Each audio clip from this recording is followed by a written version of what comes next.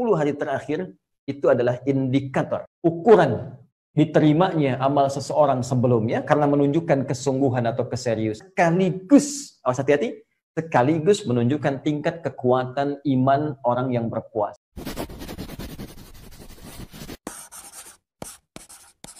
Ada apa di hari-hari terakhir Ramadan ini? Ada keistimewaan apa ya yang disiapkan, dijanjikan oleh Allah Subhanahu wa taala melalui lisan Rasulullah sallallahu alaihi wasallam, sehingga dengan itu pun penuturnya Rasulullah pun mesti memberikan contoh dengan kesiapan yang utama. Ada apa gitu? Ya. Baik.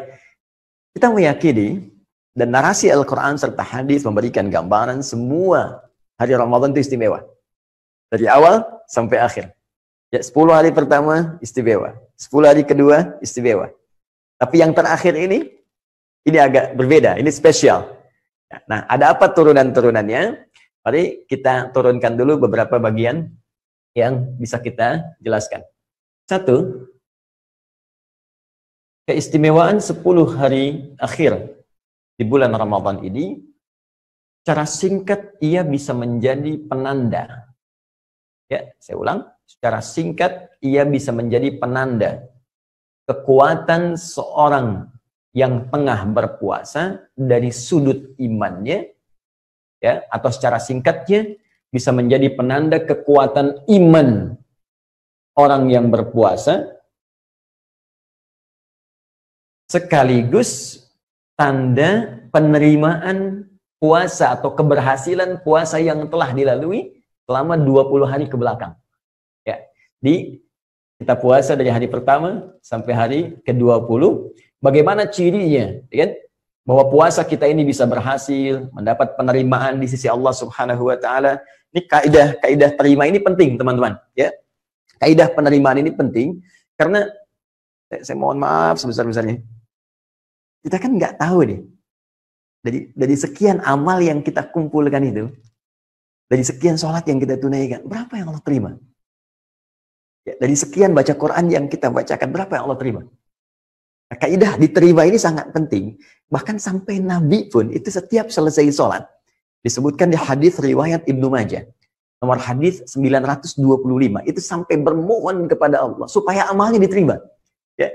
Nabi berdoa, Allahumma inni as'aluka ilman nafi'a, wa rizqan thayyiba, wa amalan mutaqabbala. Ya Allah, mohon anugerahkan padaku, aku minta ilmu yang bermanfaat, rizki yang berkah, dan mohon terima amalku.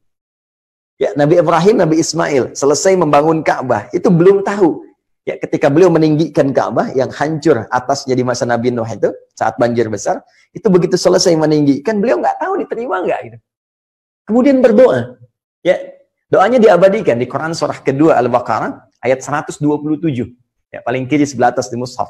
Wa idh yarfa'u Ibrahimul qawa'ida minal baiti wa Ismail. Keduanya berdoa, Rabbana taqabbal minna innaka antas samiul alim. Kata beliau berdoa, ya Allah, mohon terima amalan kami. Engkau maha mendengar, engkau maha mengetahui kesungguhan kami dalam beramal, ya Allah.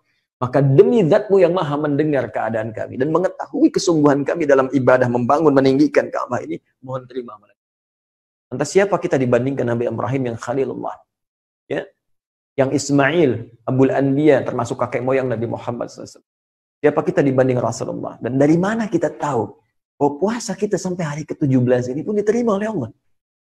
Maka salah satunya, indikatornya, itu bisa terlihat pertama, ketika akan masuk ke sini, 10 hari terakhir. Ya. Biasanya begini, ulama mengilustrasikan dengan membuat lintasan. Ya, dalam perlombaan seperti misalnya balap mobil kan, atau motor ada lap kan, ya, atau berlari misalnya maraton deh. Biasanya kan kalau lap-lap terakhir itu orang makin kencang kan? Ya? Makin serius, makin sungguh-sungguh. Kenapa? Karena dia kumpulkan bekal di awal-awal untuk menjemput sesuatu yang penting di akhir.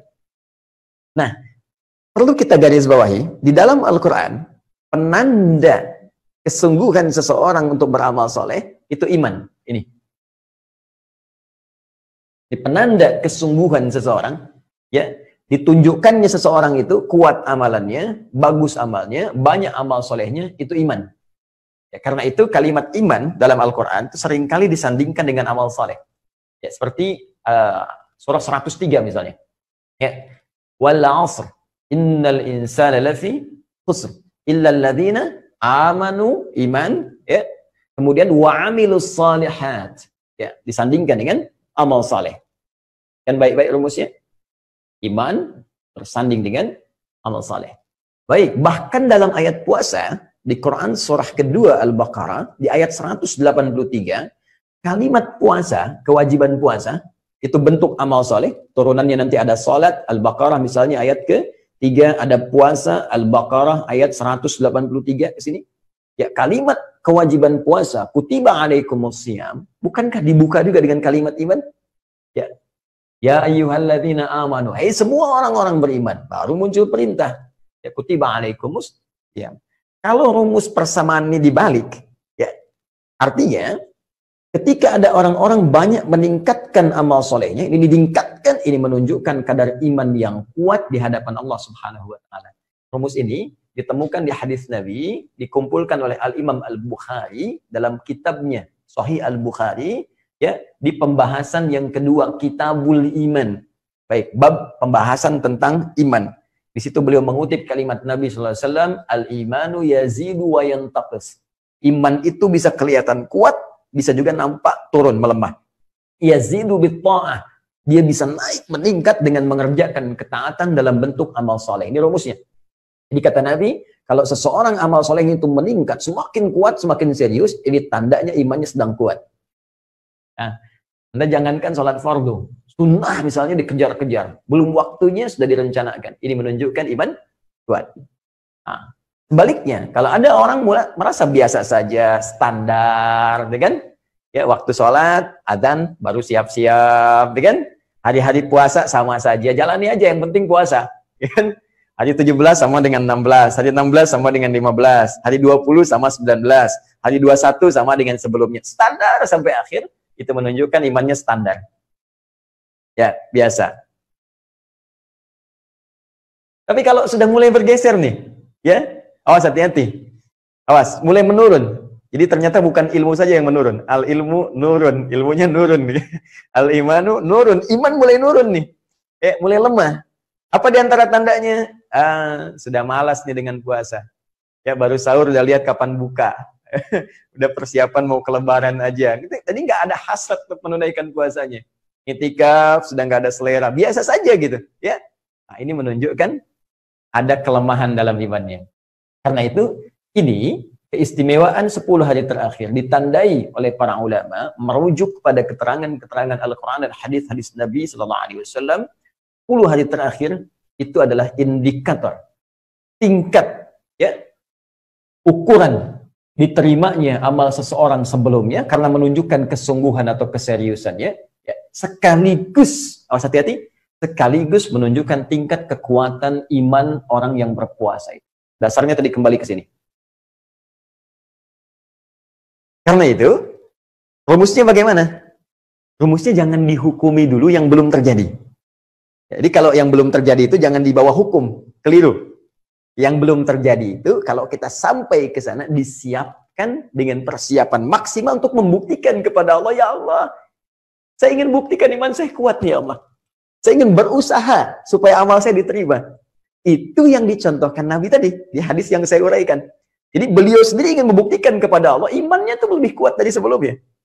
Beliau ingin buktikan bahwa puasa-puasa kemarin beliau sungguh-sungguh. Karena itu mumpung masih hari ke-17, ya jangan kita nilai, aduh saya kayaknya gagal nih, aduh saya kayaknya kurang nih. Tidak. Cara berpikirnya kita buktikan kepada Allah Subhanahu wa Ta'ala dengan kesempatan yang Allah berikan kepada kita. Ya Allah, saya ingin berhasil puasanya nih. Saya ingin kuat imannya nih. Saya ingin diterima puasa saya yang sebelum-sebelumnya. Maka jelang ke 10 hari terakhir, kita nanti harus punya persiapan-persiapan. Nanti di bagian ketiga kita bahas persiapan apa yang bisa men-charge iman kita di hari-hari sebelum 10 hari terakhir, sehingga punya motivasi kuat untuk menunaikan ibadah maksimal di 10 hari terakhir. Baik, ini satu. Oke. Bisa dipahami ya, teman-teman?